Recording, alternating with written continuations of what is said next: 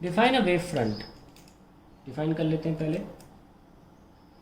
A wave front is that region in space in which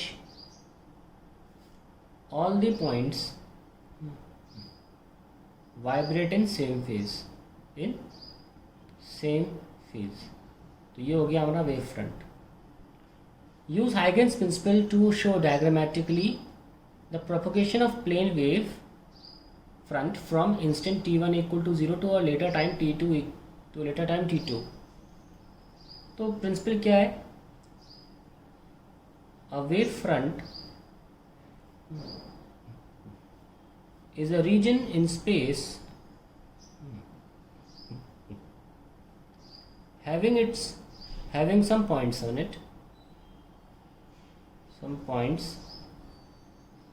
it, all vibrating in same phase। These points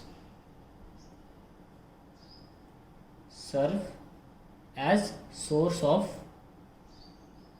secondary wavelets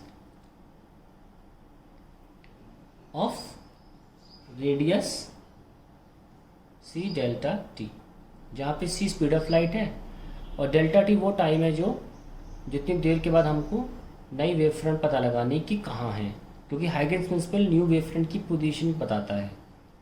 तो आइए इस पहले statement को हम बना लेते हैं। कह रहे हैं कि हर वेव फ्रंट पे कुछ पॉइंट्स होते हैं। ये वेव फ्रंट है और इस पर हमने कुछ पॉइंट्स दिखा दिए और ये पॉइंट्स वाइब्रेट करते हैं सेम फेज में, और ये वाइब्रेट करते वक्त वेवलेट्स छोड़ते हैं of radius C delta T, क्योंकि पॉइंट सारे एक ही वेव फ्रंट पे हैं, एक ही टाइम में इंटरवल में वो सेम जगह पर ही वेवलेंथ छोड़ेंगे। तो ये सारी वेवलेट्स हमने निकाल दी। सेकंड स्टेटमेंट क्या है? तो ये मान लीजिए हमने डेल्टा टी क्या लिया, t1 0 है और t2 क्या है, t2 है।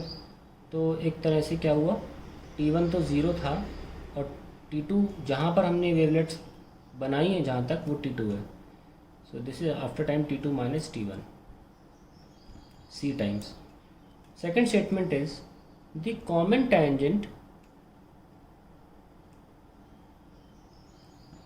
to all these wavelets is the new wave front। तो इसको हम कॉमन टेंजेंट बना लेते हैं। तो ये आ गई new wave front at time t equals to t2। यही पूछा गया था कि हाइगेंस प्रिंसिपल की मदद से डायग्रामेटिकली आप नई वेव फ्रंट बना के दिखाएं, बना दिया। ठीक है, अब बारी आती है state briefly two features which can distinguish the characteristic features of an interference pattern from those observed in the diffraction pattern due to a single slit। इसको हम जल्दी से कर लेते हैं। इसमें छोटे से पेज में दो डिफरेंस ही लिखने हैं। पहली चीज़ तो है इंटरफेरेंस, यहाँ मार्क कर लें, और डिफ्रैक्शन को यहाँ। तो पहला क्या है, all maximum intensities are same, intensities are equal, सारी आई नॉट होती हैं इसमें। Other secondary maximums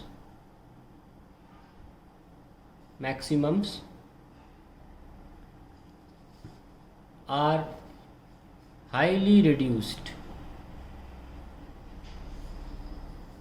and are only a fraction of the central maximum and are only a fraction of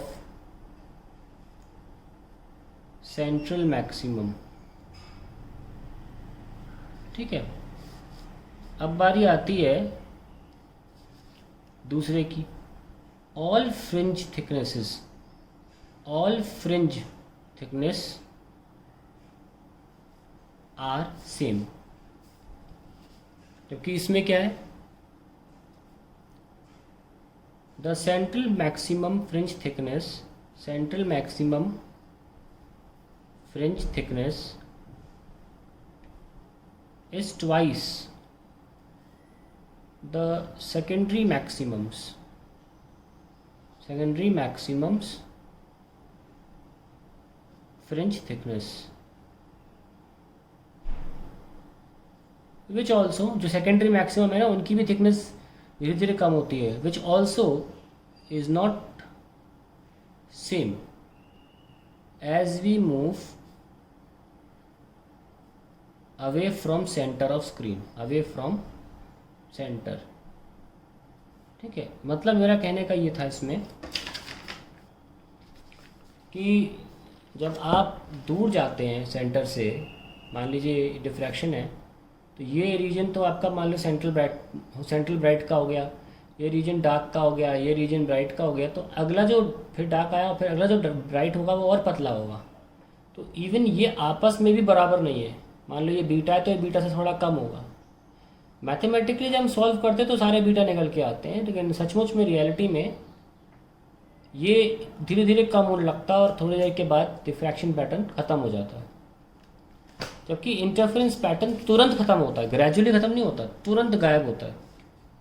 so all fringe thickness are same. तो ये दो observable differences हैं interference और diffraction के।